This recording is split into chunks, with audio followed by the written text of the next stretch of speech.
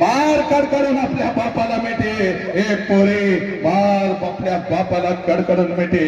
हा बाप आहे पोरे, हा बाप आहे जो तुझ्यासाठी नागडा राहिला, हा बाप आहे जो तुझ्यासाठी उघडा राहिला, हा बाप आहे स्वतः उपाशी राहिला पण तुला पोट भरून ज्यानं भरवलं तो हा बाप आहे पोरे. मार मिठी पोरे, या बापाला मिठी मार पोरे, आज नाही तर कधीच नाही. माझ्या पोरीला घरी जायचं ना आपल्या बापाला अगोदर कडकडून मिठी मारायची, कारण हा बाप नाही तर आयुष्यात काय पण नाही पोरी, काय पण नाही.